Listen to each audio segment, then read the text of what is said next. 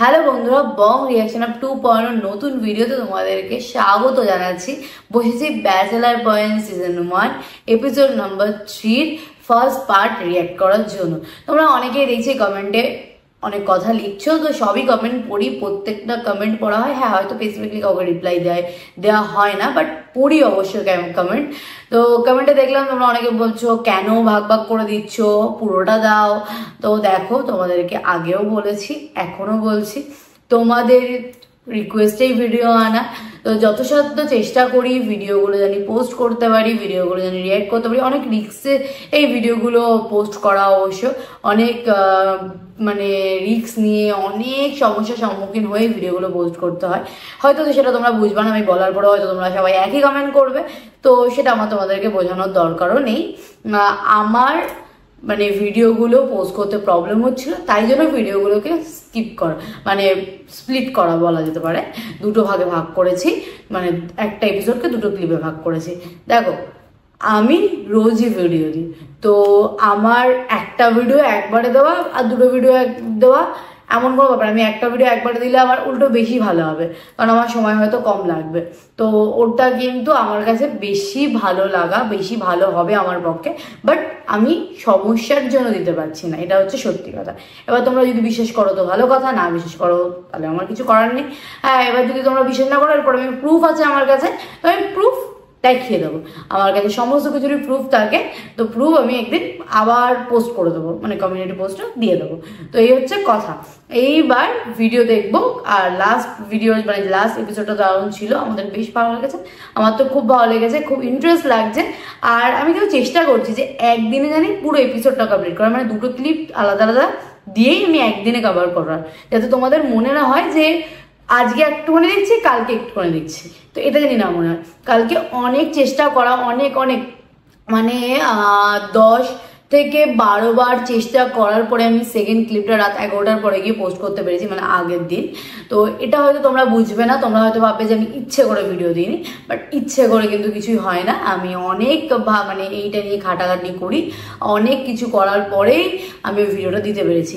আর তার প্রুফও আমি রেখে দিয়েছি, যাতে তোমরা কিছু বললে আমি সেই প্রুফটা দেখাতে পারি যে আমি সত্যিই খাটাখাটিটা করেছি, সত্যিই অনেক চেষ্টা করেছি। তারপরে গিয়ে ফাইনালি রাত্রি 11টার সময় বসে থেকে থেকে আমি ভিডিওটা পোস্ট করতে পেরেছি। তো যাই হোক, বাদ দাও, তোমাদেরকে আরো সব বলে লাভ নেই। চলো আজকের ভিডিও শুরু করা যাক।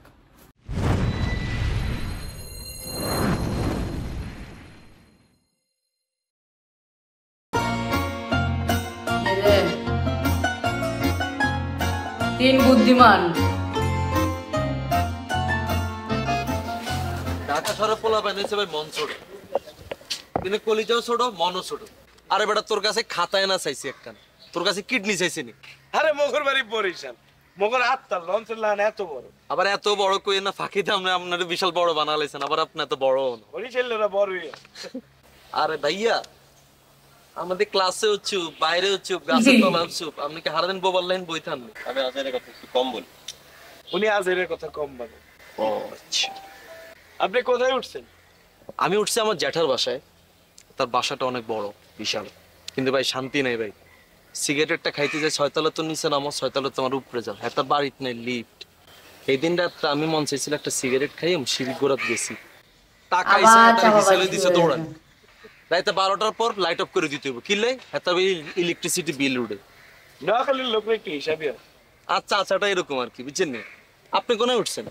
মুই মানে আমি আপাতত চাচার বাসায় উঠছি, কিন্তু ওনার ফ্লাইটে উঠতেছি। বাহ, জোর, উড়ি যান উড়ি যান, ফাঁক পাইলে উড়ি যাবে। আপনি এক কাজ করুন না, আপনিও আমাদের সাথে। আরে শুভ নিজে নিজে ডিসাইড করে হ্যাঁ উঠলাম, সমস্যা নেই, চলেন উড়ি যান। আমি কখন বলছি আমার ফ্ল্যাটে আসতে? ও আপনার বলার পরে আপনি মোর দিকে তাকে একটা হাসি দিলেন না? আপনাদের তাকে আমি হাসি দিছি, কিন্তু বলি তো নাই আমার বাসায় আসুন।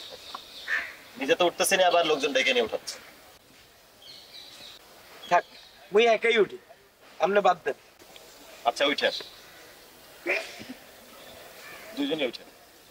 বলে চিড়িয়ার দরকার আছে। থাকে তো ঠিক আছে, থাকলে হবে। তাহলে তো হয়ে গেছে, তাহলে চলেন চলেন চলেন, বাসাটা চাইলে চলেন উঠেন। আচ্ছা ভাইয়া, আপনার বাসা ভাড়াটা কত ভাইয়া? পার সিট 5,000 টাকা। 5,000 টাকা নেই? 5,000 টাকা হলে ঢাকা শহরে বউ বাচ্চা উঠতে পারো, আমার কি বউ বাচ্চা আসেনি? আমরা দুজন বেড়া মানুষ উঠুম, কি এর 5,000 টাকা? আমরা দুইজন মিলে হাইস্ট গেলে দিউম আই 1300 তুই 1600 না আই 1600 আমরা 1600 দুইজন মিলে 1600 3200 দিউম আর মিল খরচ আলাদা কেন? না না না না ভাই না 1600 মিল খরচ 400 তাইলে হইতেছে 2000 মুই যদি 2000 টাকা করে প্রতি মাসে দিই তাইলে মোর আইয়ে 12 মাসে 24000 4 বছরে না ভাই 1600 টাকা বেশি আমরা তো বলে লঞ্চ বলেছে না বাবা 80,000 টাকা 1600 টাকা কম হইলো হেতা ফ্ল্যাটে থাকতে না আমাকে বসছি যে থাকতে হইলো। আরে ভাই বাজেট লিমিটেড আরে ভাই এটা করেনছেন ভাই দূর হ। চলেন বাসাটা দেই আগে কি অবস্থা বাসাটা তোকে দেখতে হইব পরে বাসাতে ভালো না লাগলে পরে 1600 টাকা কিলে দিও আমরা কেন ভাইয়া চলে আমরা বাসাটা তাহলে চাই আমরা দেখি কি অবস্থা আমাদের বাসার। না বাসা আমি সুন্দর করে গুছিয়ে রাখছি, অনেক বড় বাসা, ভালো লাগে। আমি কিন্তু পরিষ্কার বাথরুম ছাড়া ভাই বাথরুম টাথরুম করতে পারি না। না ওই সবই পরিষ্কার আছে। ফিনাইল বিনাইল দি ধুই নাইন তো না সবই ধোয়া থাকে। আর ভাই হতুন নাইটা আসেনি আছে ভাই। আমি তো আবার অনেক শখ হুতি হুতি মোর বরিশালের বাড়িতে আছে এটা তাই না ভাই চলেন আগে বাসাটাকে চাই পরে দেখা যাবে যে বাসার কোনো সিঁড়ি না 1600 টাকা দিলে আমগুলো লস। কিন্তু আপনারা ভাই চিড়িয়া 1600 টাকা দিয়ে ঢাকা শহরের মতো জায়গায় ফ্ল্যাটের বাসায় থাকবে, বুঝতে হতো ভাই নোয়াখাইলা বরিশাইলা আর আরেকটা মেম্বার নিয়ে ব্যালেন্স করতে হবে। ভাই মেম্বার কোনো সমস্যা না আমি আপনার বাসায় উঠি ফেসবুকে স্ট্যাটাস দিয়ে দিলাম তাইলে তো চলেন আগে বাসাটাকে চাই 1600 টাকা দিলে লসই যাবে 1600 টাকা দিয়ে মানে ঢাকায় থাকবে তাও আর বেশি দিয়ে দিচ্ছে। তোমার সম্পর্কটা জানো না। Introduce yourself.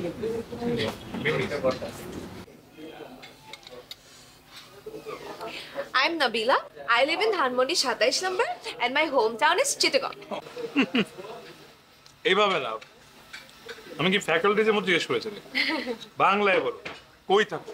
বললাম তো যে ধানমন্ডি 27 নম্বর লেকের একদম পিছে।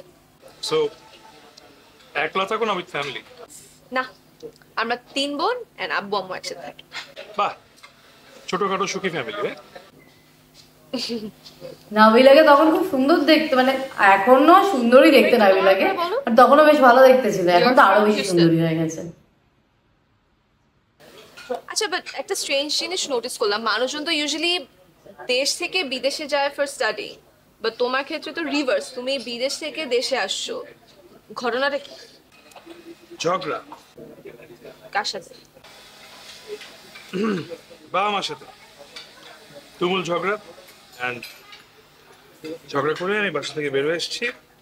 আমি যতদিন ঝগড়া না মিটবে ততদিন বাসায় ফিরবো না, মানে বিদেশে ফিরবো না।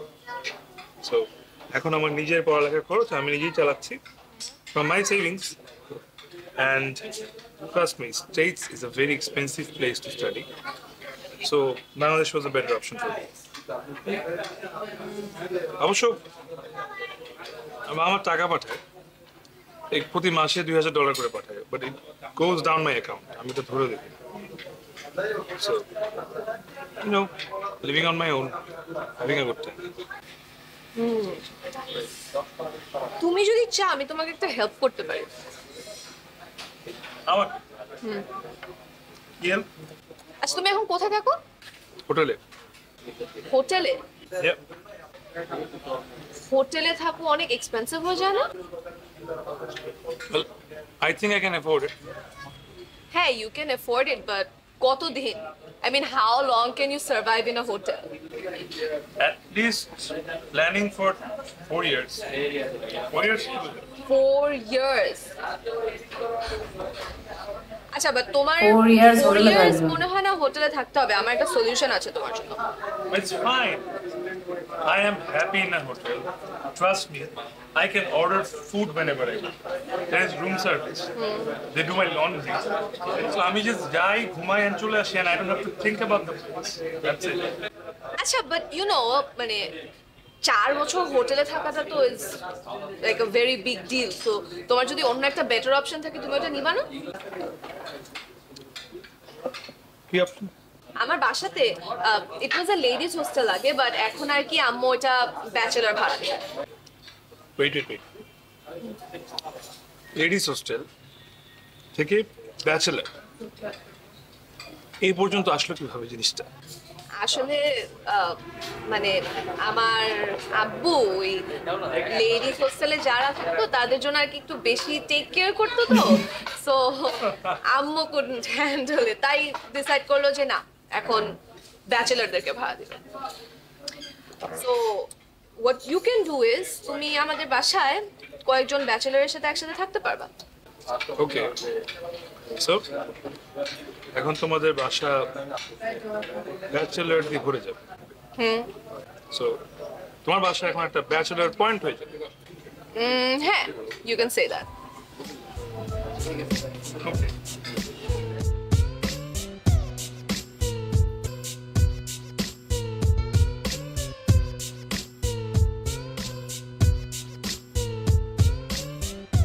এটা কে?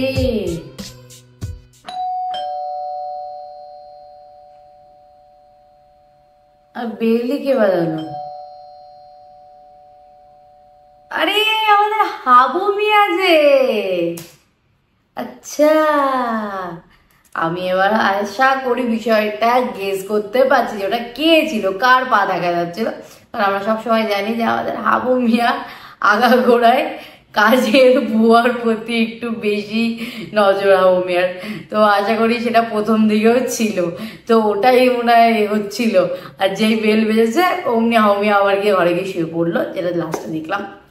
তো এটা বাদবাকি ক্লিপটা পরের এপিসোডে মানে পরের ক্লিপে বাদবাকি এপিসোডটা কমপ্লিট করবো। বেশ ইন্টারেস্টিং লাগছে এই যে এইবার হবে আসল জার্নি, ব্যাচেলারদের জার্নি, একসাথে থাকা। বাট নেহাল এখনো পর্যন্ত আলাদা থাকারই প্ল্যান করছে। মানে এবার ওদের সাথে নেহালের কি করে পরিচয় হবে আর নেহাল কি করে ওদের সাথে থাকবে, সবাই মিলে একসাথে থাকবে, এটা হচ্ছে একটা দেখার বিষয়। তো যাই হোক, বেশ ভালো লাগছে, আশা করি তোমাদেরও ভালো লাগছে, আমার তো দারুণ লাগছে।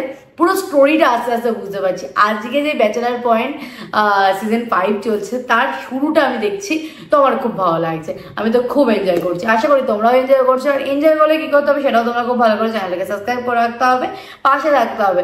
আর প্লিজ একটু সাপোর্ট করতে হবে, একটু বুঝতে হবে যে আমি অনেক সমস্যার জন্যই ভিডিওগুলো এইভাবে দিচ্ছি, যাতে তোমরা তোমাদের রিকোয়েস্টটা আমি রাখতে পারি, তোমাদের রিকোয়েস্টের ভিডিওগুলো আমি দিতে পারি। তো যাই হোক, চলো ভিডিওটা এখানে শেষ করছি, দেখা হবে নেক্সট ভিডিওতে। ততক্ষণের জন্য টাটা।